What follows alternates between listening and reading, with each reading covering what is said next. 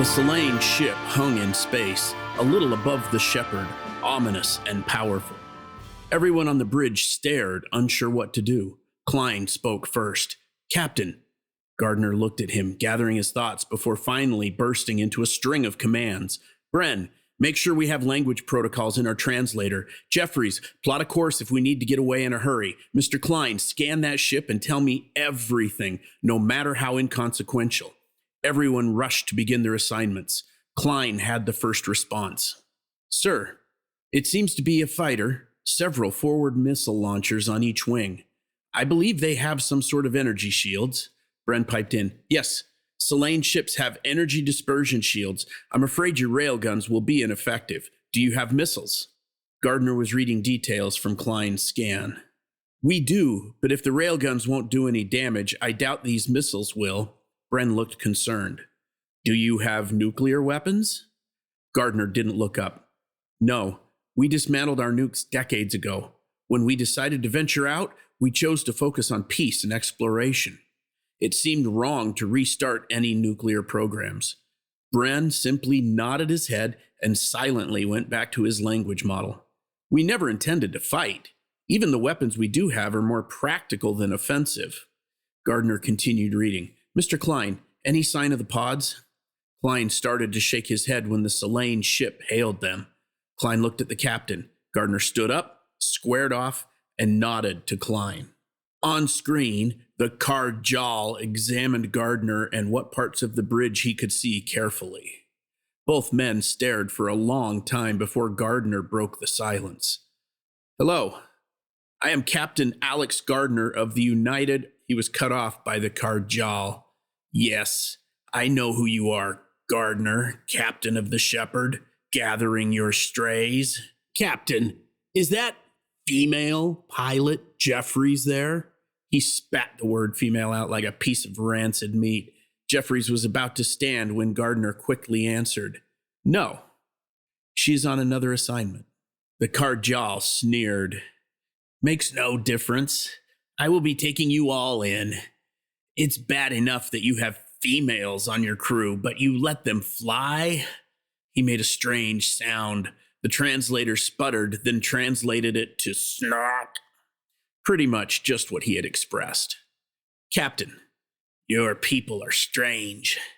You work with females, and as I understand it, your term strays is a reference to animals you keep as companions?"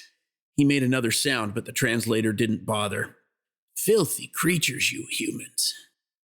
Gardner ignored the insults. He noted these Sellane looked different than the two he met on Gaia. These were more fierce-looking, almost demonic. "Captain, is there a reason you're here?"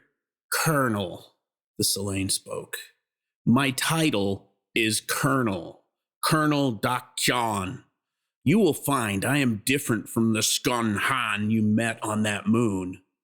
Again, the translator had nothing, but it was obvious what he meant. Gardner casually paced the bridge. "Well, Colonel, this is fascinating, but we are busy. It seems someone took several hibernation pods from one of our sleeper ships, and we're trying to find them." Colonel Dak'keon gestured to a crewman, and the speakers throughout the Shepherd turned on. He spoke to the entire ship. "Gardner, you and the pilot, Jeffries, are criminals with warrants for interference in Sellane affairs. As such, it is my right and responsibility to take you to Sell for trial. Your little show on that moon started quite the string of events, and I'm afraid you will have to answer for that. However, I am not an unreasonable man." Gardner looked at Klein, who gestured the pods were there. The colonel continued. "I will take you and Jeffries back to Sell, but instead of just destroying your ship, I will transport all of your crew and passengers to the moon you call Gaia." He smiled, if you could call it that. "Then I will destroy your ship." Gardner walked back to the middle of the bridge and sat down. "Why should I go along with that?" Dak'keon glared at him. "If you don't, I'll just destroy you all. You have 124 humans on board. Certainly you have some responsibility to your strays. Gardner smiled. Colonel, these are impressive threats. You're very intimidating. Is that what you were bred for? Gardner intended it as an insult, but it didn't appear to have that effect. Dak'keon smiled. I am of the warrior class.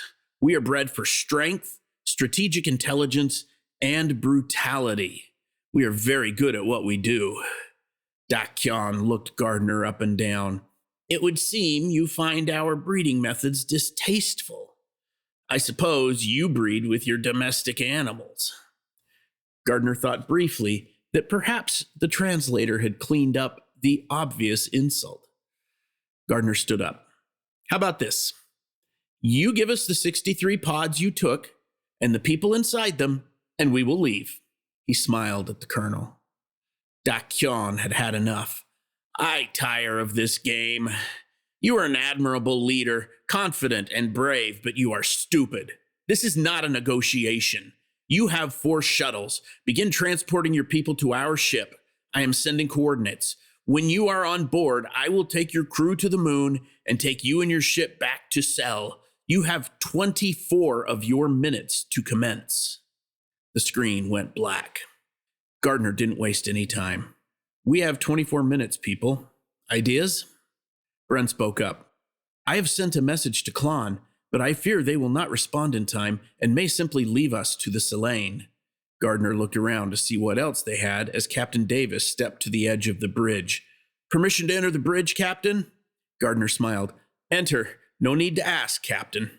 Davis walked in and got right to it. Captain, we all heard that message. The passengers elected me the representative, so I speak for all of them. We are prepared to fight. They have humans on that ship? Gardner nodded. No one gets left behind, sir. Gardner looked around the room. What else? Jeffries? The shuttles were updated on Earth. Anything useful? Jeffries shook her head. No, sir. Mainly just software upgrades and emergency snap drives. Jonah looked curiously.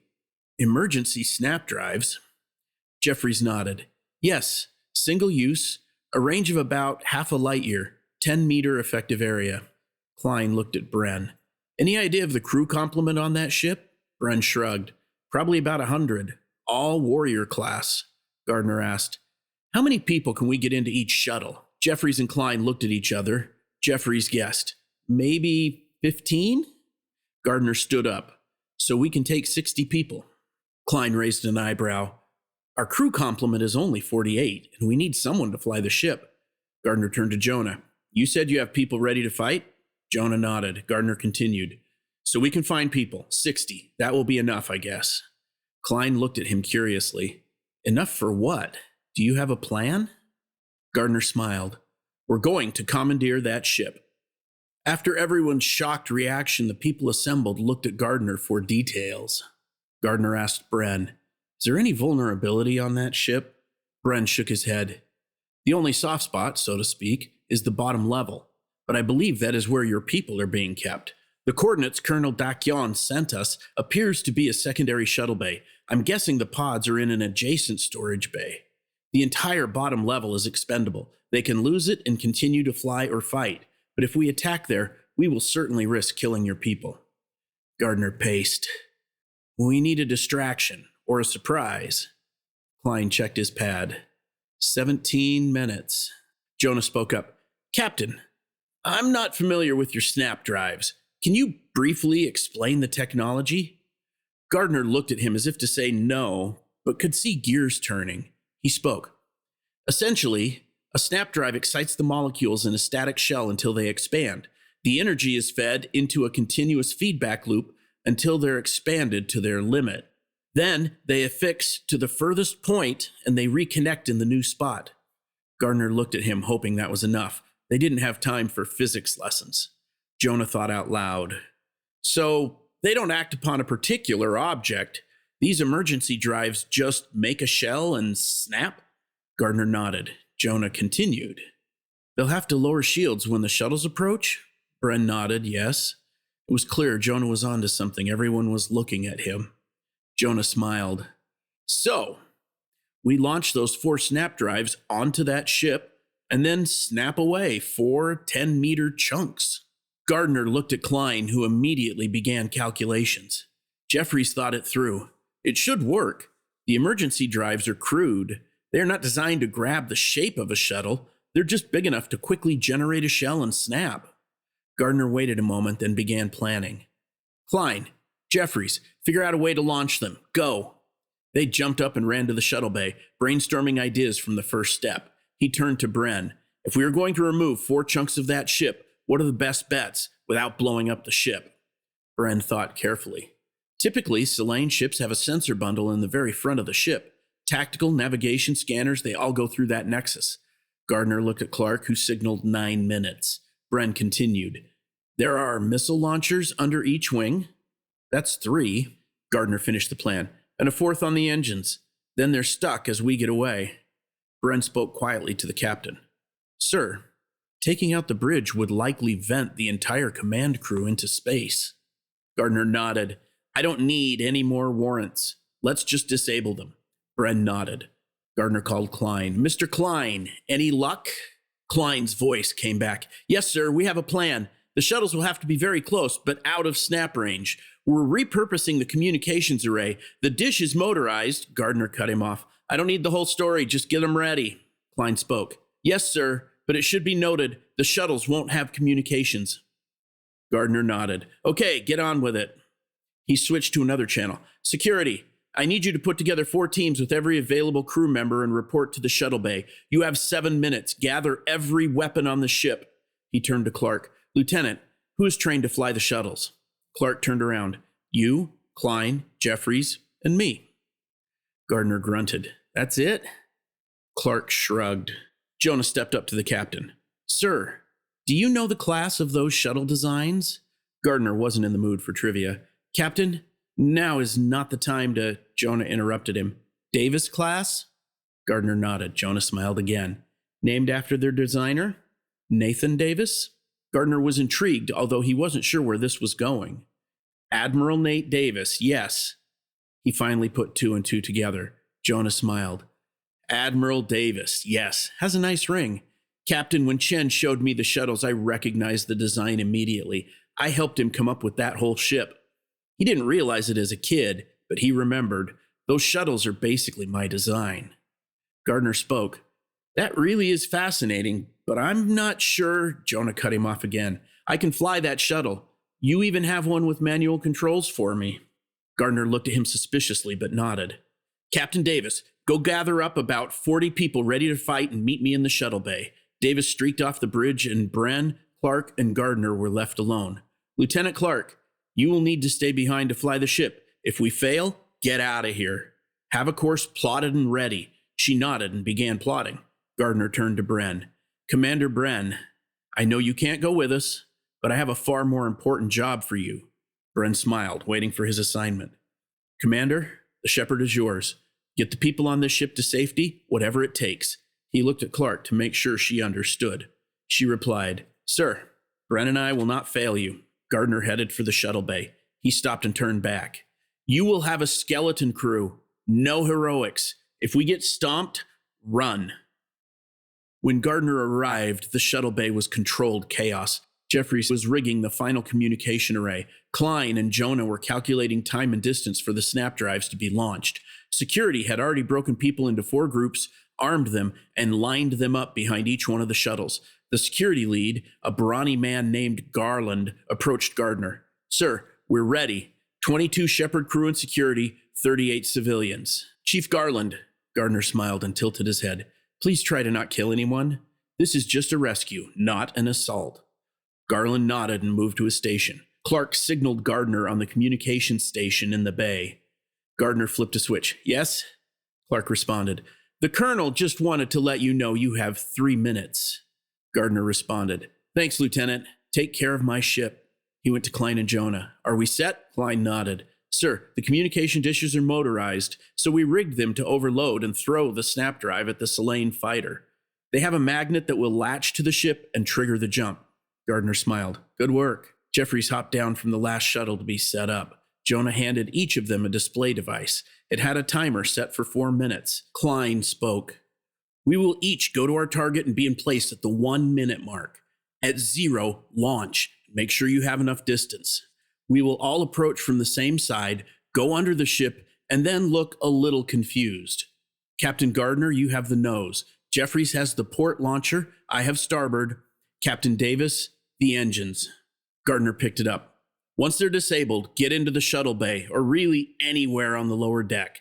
There should be a few options. We will rendezvous at the hibernation pods, which should be in the central storage bay, accessible from 3 shuttle bays. If we do this right, we won't need the whole ship, just a couple of big shuttles. They stood up.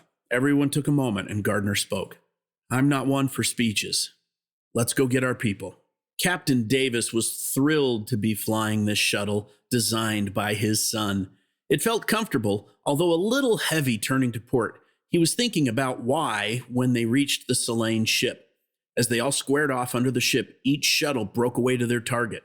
At the 1-minute mark, Jonah was 15 meters away. He waited. He could hear someone's ragged breath behind him, a shepherd crewman who didn't look like a fighter. Davis poised his hand over the lever that would release the snap drive. Without looking, he spoke to the young man. It's not what I expected to be doing today either, son. But you know what? He turned for a quick glance when the timer beeped, and he released his drive. We're about to do something amazing. Someone else in the shuttle said, "Yes, we are!" And a few people agreed and cheered. Several people inside tried to crouch and watch as the snap drive attached to the engine section and then snapped away, leaving a ragged hole which immediately began venting fuel.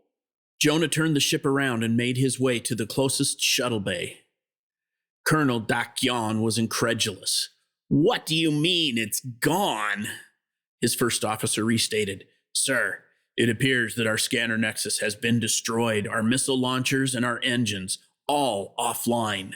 A young crewman burst onto the bridge. He punched a button on the nearest console and a video of the front of the ship appeared on screen. The signal was unstable, but it was clear to see that a large hole had been blown out on the front. The colonel was in a rage. How did they do this? Another officer ran onto the bridge. Sir, we believe they have landed shuttles in the shuttle bays, but we can't be sure. Dak'keon asked, his anger barely restrained. And why is that? The officer shrank back. Emergency protocol, sir. Several spots on the ship are venting atmosphere. The levels are all sealed, which means all of the lower level is sealed. It will take some time to override because we have no communication. Colonel Dak'keon sat back in his chair, fuming. How did the humans beat a Sellane ship, superior in every way, twice now? He stared at the distorted image of the front of the ship with a hole punched in it. As Gardner landed, his team immediately swung out and secured the area. It was no problem. The area was empty. On one side, heavy blast doors had closed. The other two walls appeared to be normal doors, and there was some sort of energy field over the entrance to the bay. His chief reported to him, This room is secure. Gardner nodded and pointed to the two side walls. Those appear to be large doors. See if you can find what's on the other side. Two men began investigating when one of the side doors opened. The security team crouched into a defensive position and were met with another team doing the same. Jeffries popped out from behind a beam. Hi, guys. You seen Captain Davis or Commander Klein? As she said Klein, his shuttle appeared in the storage bay. There were now 3 of them in the bay. Klein jumped out. Jonah is with the pods. We found them.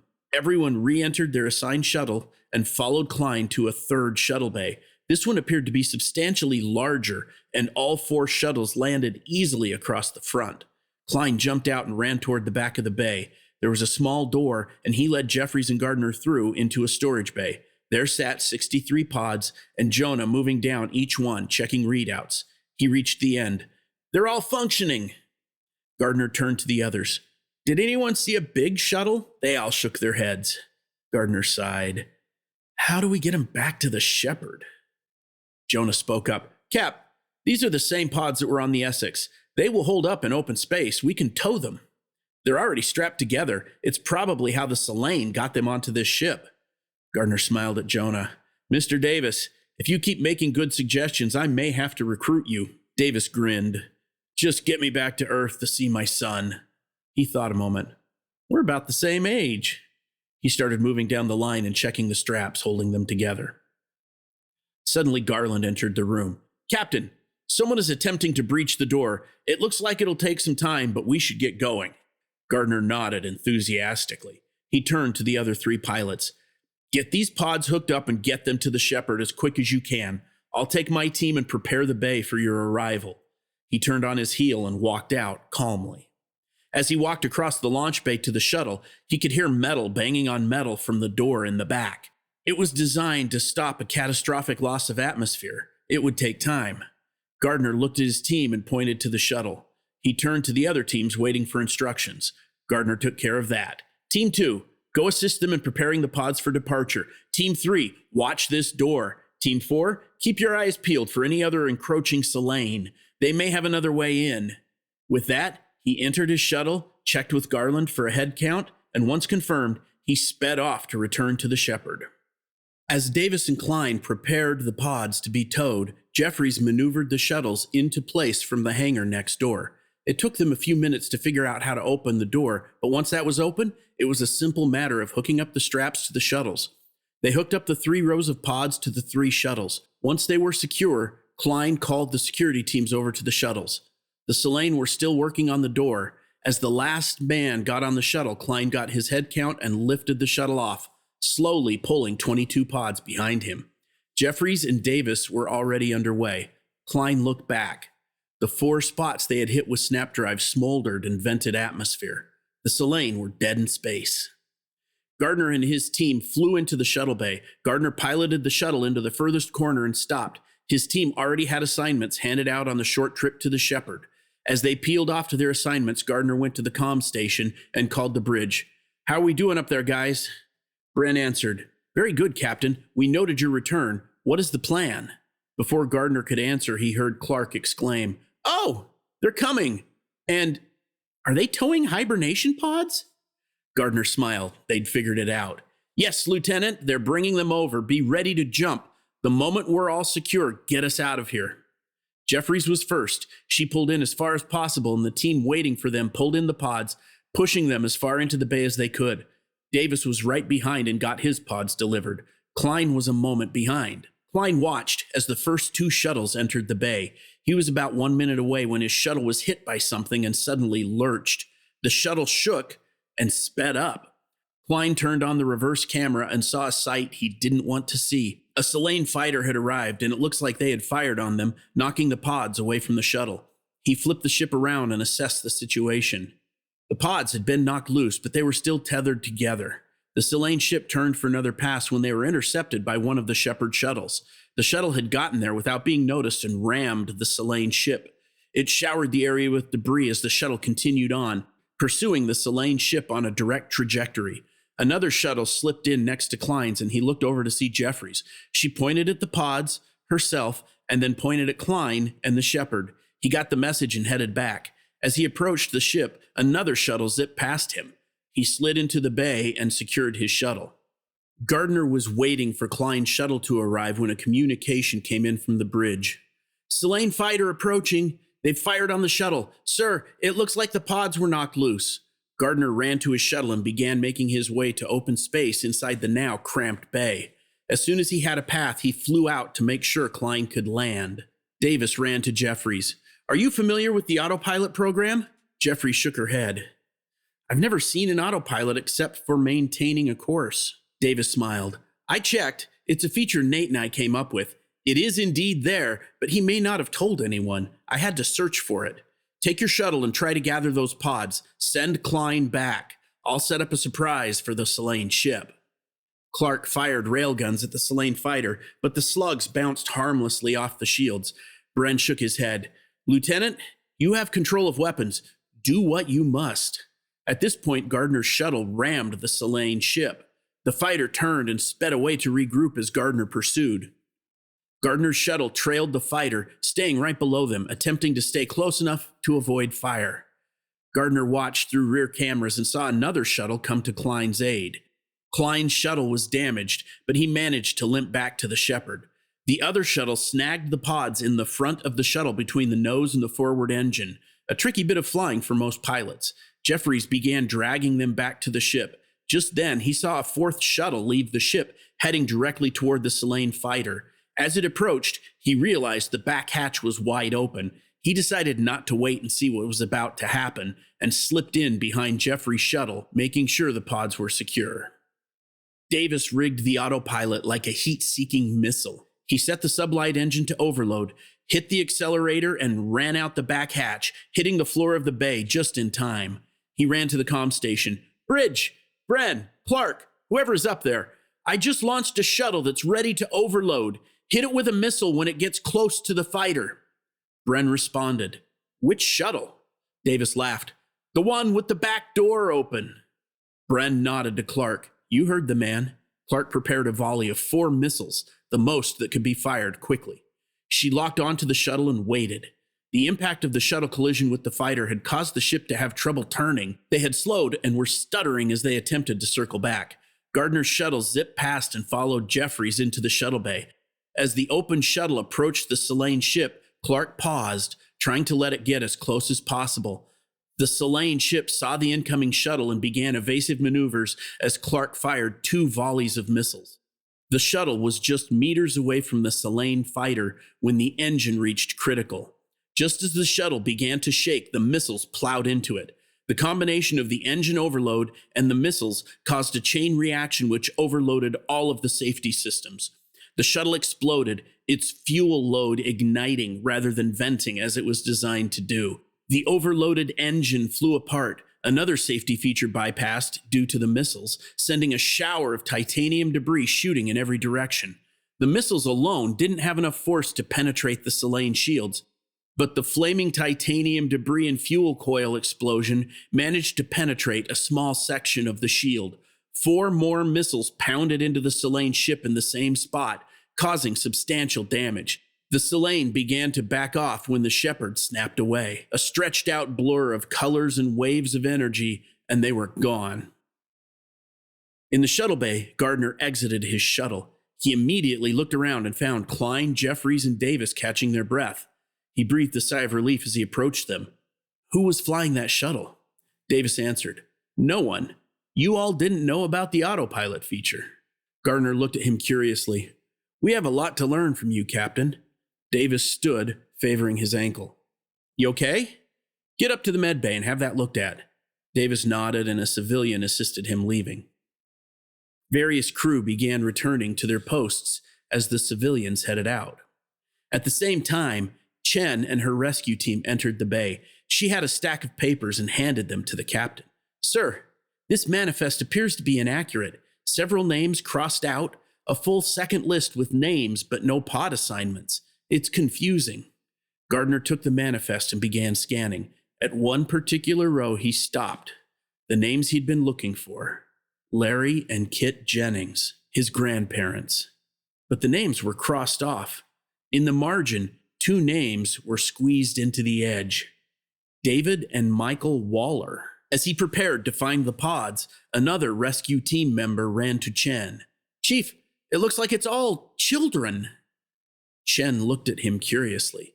"All of them?" He nodded. Another crew member shouted from nearby, "I have an adult, Pod 22. Gardner looked at the manifest. One name was crossed out and another written in bold letters: Brian Allen. The name didn't ring a bell, but he joined Chen as she went to Mr. Allen's pod. He had just been eased out of the pod, but wasn't fully together yet. As the man gained his wits, other pods were open. Gardner looked around and found Klein. "Commander, go to the bridge, get me a full report." Klein jogged out to the bridge with Jeffries close behind. The man took a sip of water and answered a few questions from Chen, who then nodded to the captain. Gardner approached the man. "Brian Allen?" The man nodded. He took a breath to speak, but Gardner stopped him. "Save your breath. I'm Captain Alex Gardner. You're on the Earth ship Shepherd." The man looked at him curiously. "How long?" His breath gave out. Gardner responded, "Looks like 34 years. Sir, can you tell me why these passengers are all children?" Brian took a breath. Seeming stronger already, he began nodding. "People were starting to bring their children to the launch sites, trying to get them on a ship.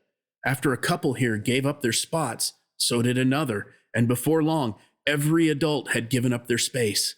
I pointed out that at least one adult should go, and the people voted for me to go. He paused, gathering his breath. I had traveled with many of those people, usually turning down a spot for myself. They decided that was enough. They took my lists and sent me away. Gardner exclaimed, Brian Allen, you made the list. He looked at the captain curiously. The list?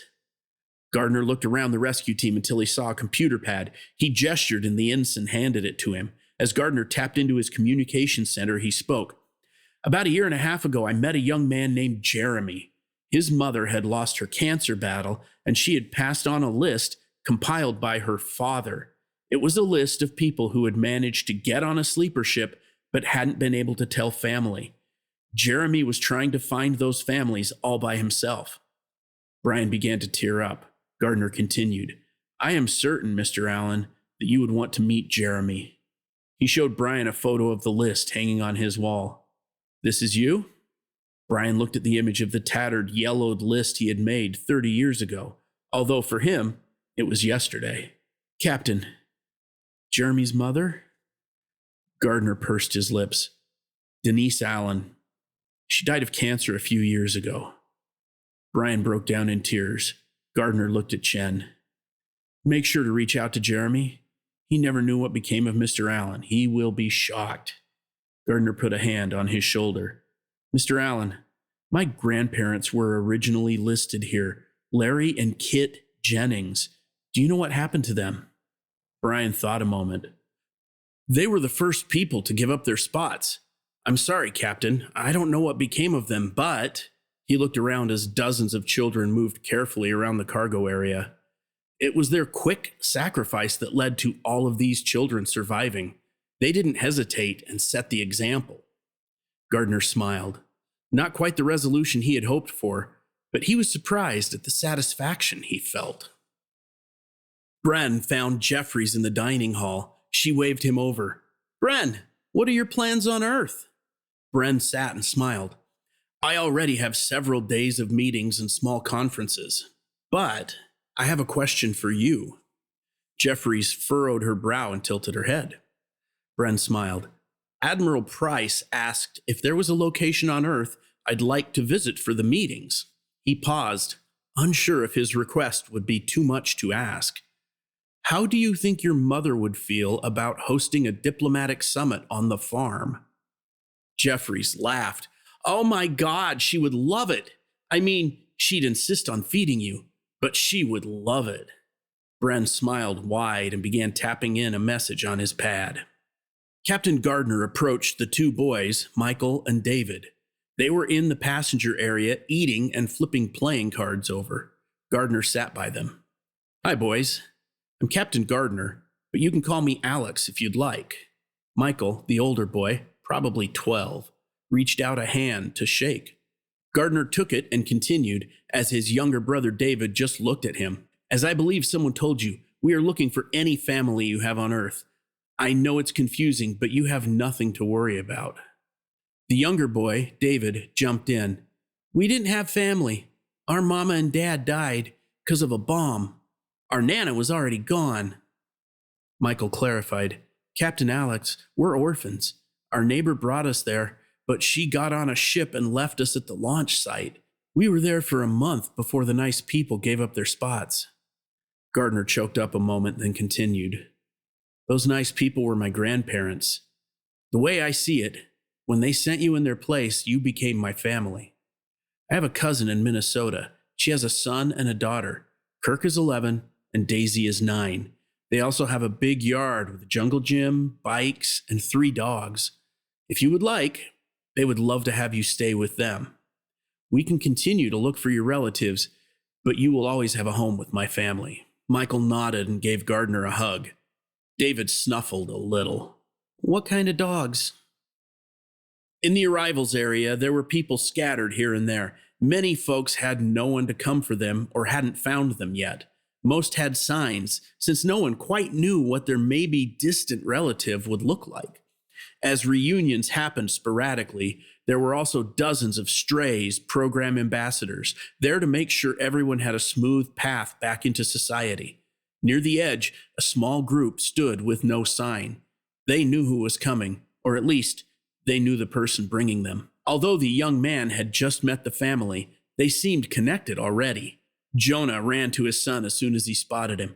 The admiral was taken aback, but as soon as Jonah stopped, they embraced in a crushing bear hug. Captain Gardner and Brian Allen each held the hand of one of the boys as they approached their group.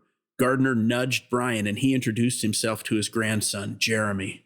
They cried as they remembered Denise, and Jeremy was still surprised to see the man who wrote the list that had dominated his life the last several years. Gardner turned to his cousin Allison. Allie, this is Michael, and this is David.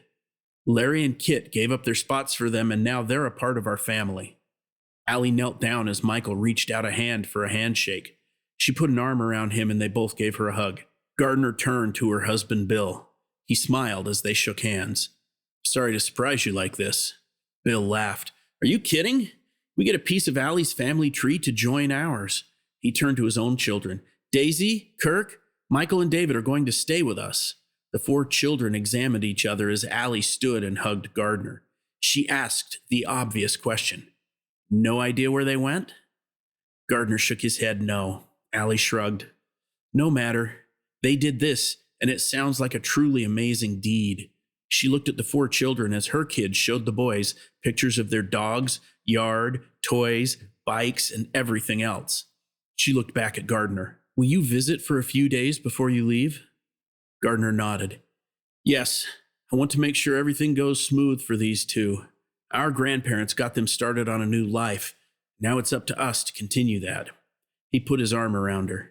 They'll be Vikings fans, right? She smacked him. They can like whoever they want, as long as it's the Pack. Gardner shot back. You do know you grew up in Minnesota, right? As the group moved along the walkway, Jeremy and Brian were still in an embrace, and Jonah was telling his son about the pod rescue from the Sellane ship. Gardner stopped in just long enough to say goodbye, and then they all moved out. Lives interrupted, lives suspended, lives brand new. But at the end of it all, lives